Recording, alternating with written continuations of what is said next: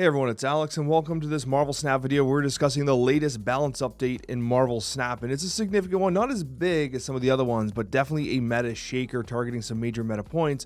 And as you watch this video, I'm on an airplane on my way to Seattle, PAX West. Looking forward to meeting those of you there, and hopefully for those of you that aren't local to Seattle or going to PAX, we get other opportunities to do community engagements events, whether they're at Boston's PAX East or hopefully it's some sort of event that like Second Dinner puts on. We can kind of seed that idea, and hopefully we do something for Marvel Snap in the future. But regardless, Cannonball is a Series 4 card that is finally getting nerfed. Now, Cannonball has had a pretty interesting history, right? So Cannonball was released, people thought it was kind of interesting, but perhaps a little mid, and then the synergistic decks alongside Professor X took over the meta. And then what happened with Cannonball was that it didn't get nerfed inherently, it was the Professor X that got nerfed, and then Cannonball still ended up being good with the advent of like Clog and the Red Hulk style Clog and stuff like that. And then Cannonball went from a 5.8 to a 5.7 and then disappeared from the meta. And then what you get is you have Cannonball getting buffed to a 5.8 again, and then Mercury being released. And now with Mercury, it's a 2-card package, well, 3-card along Fenris Wolf, where you could literally just trade any lane you want, get the dub, and then, you know, just resurrect whatever you've destroyed with Fenris Wolf. And now Cannonball is going down to a 5.6. Now, this isn't the only change to this type of package, just bear that in mind, but Cannonball is seeing a very significant power nerf to a 5.6, and it's a lot. It's a lot. It may be 2 power. It might not necessarily prevent him from trading the late guaranteed, especially if they have initiative, but it basically means that like with initiative, Cannonball is a little susceptible to maybe not trading enough power and still losing a lane to a big chunk like a Galactus for steps or whatever, right? So it does make him a little more vulnerable. But that's not the only change to the package. However, I'm, for one, happy that Cannonball is being adjusted. This is a card that is very frustrating to play against.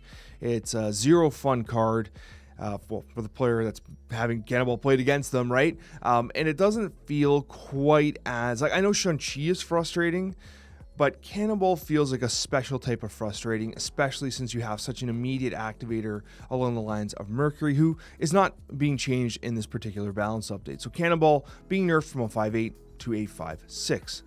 But that's not all. That package needed additional tuning, and it looks like Fenris Wolf is getting the hit. Fenris Wolf going from a 2.3 to a 3.4 is a very significant nerf. The stat line on Fenris Wolf has never been that much of a draw. It's always been the idea of bringing back something you've destroyed. Now, it has a 53% win rate, which is definitely solid, and a 13% meta share, which is very high. And I actually joked about this I think on the Snapchat too, where I said Fenris Wolf is low-key one of the best cards in the game without question, and it has aged particularly well. When it was released, people thought it was interesting. We continued to test it and try it and stuff like that.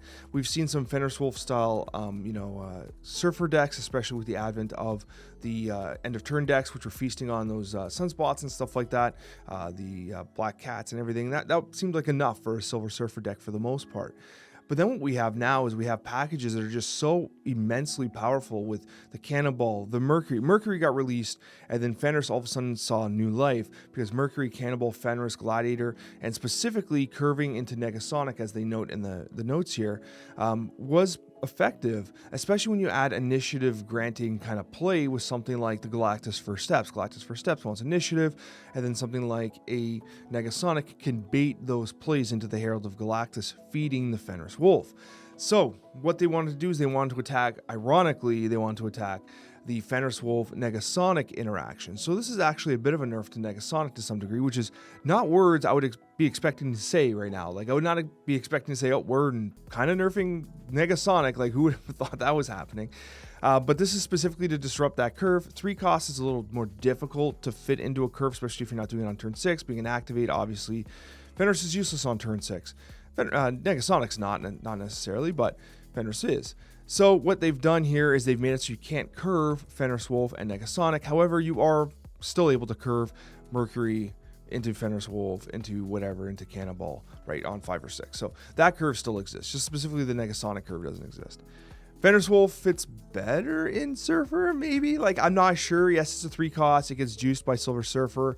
But having it at 2, like, 2 is a great spot for Silver Surfer. As someone who has made many, countless Surfer decks, the way you play Surfer, generally speaking, is you have like your core pieces, and then the 2 costs are often interesting tech cards that can answer towards the meta.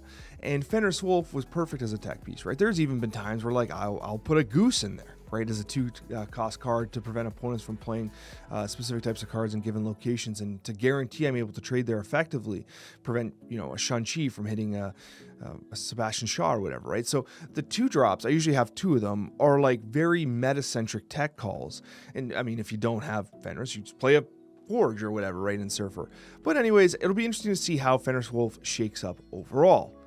And then we have Juggernaut. Now this is kind of rounding out the let's nerf all the super annoying cards in the meta. Now admittedly, I think it was Husky and I on the Snapchat that discussed that Juggernaut, ironically, does not see much play in kind of like the mid MMR ranges, but at higher MMR, he has a drastic increase in play because disrupting turns 5 or turn 6 specifically is incredibly impactful to your opponent, and there are times where Juggernaut will just simply trade and win a location, almost similar to what Cannonball does, right? He's able to move cards without, like with or without initiative, it does not matter, and so he is a very powerful tool in an arsenal of disruption, and it looked as though, I'll be honest with you, so if you're kind of surprised by this change, it's because you're probably not playing at the absolute top MMR. Like, I'm not playing at the top MMRs either. What I'll tell you is that the discussions on the creator Discord have frequently revolved around Juggernaut in like the top 100 and stuff like that. And so I think that Second Dinner was being very responsive to what the very, very top end of the MMR brackets look like in this particular nerf. So if you're surprised, this looks like something that was definitely targeted towards the highly competitive end of Snap, especially with the Golden Gauntlet happening and stuff like that. The very competitive players voiced concerns with the how effective Juggernaut has been, and that is what you're seeing here. So if you're surprised, this is very much a competitive oriented change, despite the fact that Juggernaut has been fantastic for a very long time. Before we get into the buffs, we do have one more nerf to talk about, and it is the Fantasticar, going from a 4-7 to a 4-5, a very significant nerf for a card running a 54% win rate, which is phenomenal, and a 6% meta share, which is not nearly as high as I would have expected according to Untapped. Now, what I will say is that I know that there's going to be some kind of concerns about this card being nerfed after it enters the snap packs. However, the timing of this is not nearly as egregious as what happened with Mr. Fantastic First Steps. This is near the end of the season, right? Like, we're talking about next season, next week. And so as a result, this is the equivalent of it being nerfed as it leaves the kind of like the super premium season pass near the end of the season. So if you would have bought it there, you had a month, it would have got nerfed, and then this month you get it from the snap packs, you have a month. But of course, it didn't get nerfed from the super premium season pass. So it did take a little extra while here, but you do have a little bit of extra time with it. Still, you know, I think communication with the paid cards is always beneficial. I'm not sure in this case how I would have approached it. With the Mr. Fantastic First Steps, I 100% would have mentioned it prior to it being released into the snap packs. However, this one here has been an entire month, so like, how do you necessarily do that? Still, I think communication here is still beneficial. Regardless, significant nerf. But what I will tell you is that with the Cosmic Ghost Rider, I was expecting to encounter a lot more end of turn decks, and Cosmic Ghost Rider eats those decks apart, and I didn't see them. I wasn't seeing them at all, and it looks like the nerf to the end of turn that we've already seen, plus the rework to Ghost, who honestly isn't seeing play either. It's like the fear of Ghost, I guess, has really brought down the popularity of that deck from like kind of like a core meta perspective. Like, less people are playing it, and that's why you see a 6% meta share for an extremely high win rate card. So I can see why internally they felt like they had to nerf the Fantasticar, but realistically, I think that its play rate is not indicative of a nerf. However, what I will say is that I wonder if them targeting Fantasticar is more of a symptom of them being unsure how to approach the Prodigy and Invisible Woman interaction, which seems to be generating a tons of... Because, like, that's why Havoc got nerfed, right? Like, Havoc got nerfed because of Prodigy and Invisible Woman, and now in Fantasticar is getting nerfed too. It's like, well, that's not really... Like, yeah, Fantasticar puts out a lot of power, but, like, the main avenue for the verticality of those decks is Prodigy and Invisible Woman. So those still aren't being touched, because I think the tech behind that might be a little trickier. I'm just assuming things. But long story short, Fantasticar does go from a 4-7 to a 4-5. So if you hate end of turn stuff, it's getting dropped down quite a bit.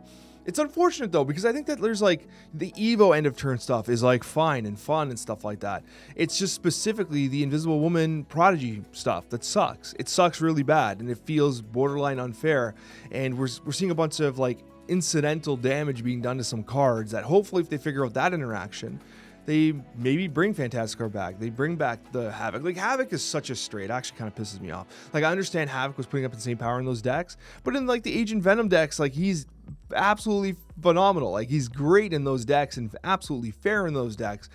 And so you hate to see the identity of a card being changed just because of one specific deck and an interaction they're unsure how to fix. But anyways, that's my take on Fantasticar.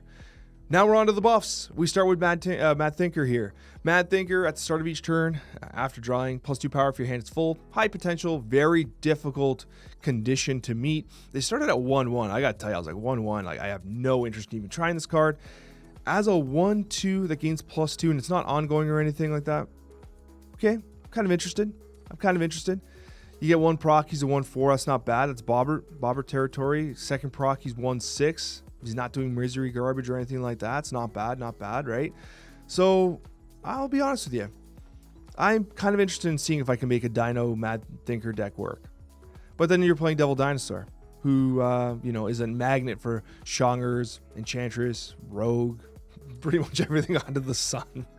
So I don't know, man. I don't know if it'll work. Now, we are getting some support next season for a Victoria Hand style deck, right? So there's a chance that Victoria Hand, Mad Thinker, the new card coming out, which I'll talk about in the future, maybe they all go together in some interesting deck for Mad Thinker. I don't know. But anyways, this is a very easy, like 32% win rate, literally 0% meta share. Like, the win rates are irrelevant here because no one's playing the card. Like, it needed something. No one's playing Mad Thinker as a 1/1, let's be honest. I'm super excited about this. So this is what I'm super hyped up about. Nightmare largely has underperformed. It's seeing almost no play, 30% winner. And I want you guys to know that I actually called this on the Snapchat.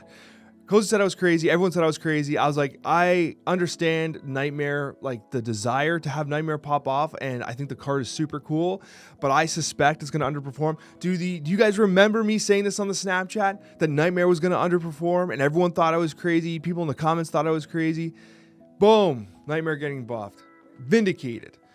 With that being said, though, I actually love this card. Even as a 3-1, that was one of the most fun videos I've ever created. And I even said in the video, I'm not even sure if the card's going to end up being good long term, but I had so much fun playing it that I need the card in my collection. That's literally what I said.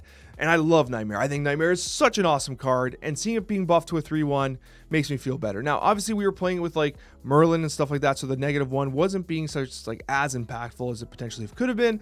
But regardless, Nightmare going to a 3/1, it's less risk, it's a significant buff. The playstyle's still super fun. It's still super fun, and so I'm really excited to play some more Nightmare because this is one of my favorite cards in the game. And it saw literally no play after release because it just wasn't effective enough. The RNG was just too much. And if you didn't draw Nightmare, you had a whole bunch of stuff. You're like, what am I going to do with this Atuma and this, Infinite? Like, what am I going to do with it, right? So pretty interesting stuff. I love this change a lot. Very happy to see them taking some chances with Nightmare. And we're back to the Super Premium Season Pass. First, we started with a nerf to Fantasticar, and now we have a buff to Silver Surfer, Fantastic Four, First Steps. There's a couple things I'm thinking about here. Now, first of all, I was kind of surprised the card didn't see as much experimentation as others. I wonder if it's simply because, honestly, no one bought the card. Fantasticar was a very immediate synergistic card with a high-performing shell that did very well in the meta. And honestly, people said, I want to be competitive, I'm going to pay the $10, and they got the Fantasticar. Silver Surfer First Steps did not do that at all.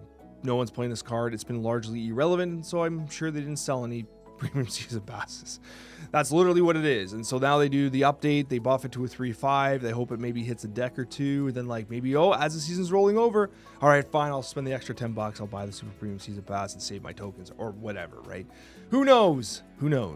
But overall, the thing I was thinking about here, and like honestly, I'm not that excited about this card. 3/5 is a strong stat line, and even though they mention it, like I honestly did not see much usage with it in the OG Silver Surfer, although there is some potential there. Like you could stack it in a lane with Silver Surfer, Sebastian Shaw, do a couple pop-offs, this and that, right? And I'm definitely going to give it a shot. But what I was thinking about was, okay, now you have Fenris at a 3 cost. You have Mr. Fantastic First Steps at a 3 cost. You have a buff Silver Surfer, Fantastic Four First Steps. So all of a sudden, you're getting more tools into the Silver Surfer shed, and you're starting to wonder, can you make something kind of interesting happen there? And so I'm going to do a little bit of cooking here, but I wonder how monetarily motivated this particular buff might be. Who knows, man? Who knows? They could have done it like in the future OTA, but they're doing it now while it's still in the Super Premium Season Pass. Tinfoil hats, put them on. America Chavez, you love to see one of my absolute favorite cards in the game. I mean, listen, I should reiterate this. The old America Chavez was one of my absolute favorite cards in the game. I absolutely loved it. I almost wish we could get something like that back. Even though I know it's kind of OP. Man, that OG Chavez, what a beautiful card that was. And now we have this Chavez, who actually is seeing not zero play, 3% in some of the buff decks that we've been seeing, right? So we do see a little bit of Chavez. Like, it used to be, oh, they play Chavez as a bot snap type thing. Now it's like, okay, maybe they're playing the buff style deck with Fastos and everything. On reveal, +3 power. It's significant. Almost every single card that's been giving +3 power has gotten nerfed eventually. Silver Surfer used to give +3 power, so the list is long, and Chavez is also getting +3 power. I actually like this change a lot. If you're going to make the 2 cost so unbelievably powerful, give ones a little bit of love. Like, there's a time where, like, we used to unironically play Iceman on curve and think it was a good play. There was a time where we would play a Chavez as a 6/9, I guess, in, like, dependable discard. I'm back at the 6/9 Chavez again. She actually used to be a 6/10, if you could believe it. Then they nerfed her to a 6/9, and then they're like, we can't have this effect with this deck thinning effect anymore. We got to get rid of Chavez. Even though I love it, come on, bring it back. This is the second time I've mentioned that in this video alone. But long story short, I do like this change a lot. I think we need to drastically improve the power of 1-drops. We need to drastically improve the power of 5-drops. Am I asking for power creep? I don't know, man. I don't know. I don't know if you have to nerf all the 4s and the 2s or whatever. They've been going after them, I guess. We have Fenris and Fantasticar first steps going to 3s from 2 slots, right, in the last 2 OTAs. So they're taking some high power out of the 2s. At least we still got Surge, who also got nerfed in the prior OTA. Anyways, you know what I mean, right? We need some more power in the 1s and the 5s, so let's see some more love there. Love this Chavez change, even though I still miss the OG. There, 3 times the charm. And then Ghost Spider, they've been rapidly going after the move archetype here, trying to improve its viability. They're trying to spread out its power, and they're saying that it's a long-term goal of theirs to actually make move like sustainable and playable and fun for people that want to play move long-term. And so it looks like they're going to be continuing to kind of go after, because like it's an entire archetype that sees almost no play. And there have been some times where, like, at very high MMRs, there was like the Frigga bounce moves deck stuff, but no one wanted to play that anywhere else. It was too intensive. No one wants to play. It just wasn't a fun play style. And then you had Clog be very popular for a long time, and so like you couldn't play move into that either. Long story short, move has always been one of those decks that just like the masses don't want to play. And so I think the second is trying to say, all right, we want people to at least be considering playing move every once in a while, make it more fun. I still think that move is difficult because of the very design of Marvel Snap. 3 locations, 4 spots per location. You have locations themselves throwing garbage everywhere all the time. So move has a lot of hurdles to jump through. It almost feels like a Cerebro has a million hurdles to jump through. Move feels similar. Not quite as bad as Cerebro, but like the game hates move. Regardless, move is one of those archetypes I'd like to get back to. I don't play much of it, but if they continue to make improvements to it and try to make it more accessible for the average player, I'll be more than happy to give it a shot. Thank you so much for watching, guys. I sincerely appreciate each and every one of you. Thank you for supporting my content, and we'll see you on that next one.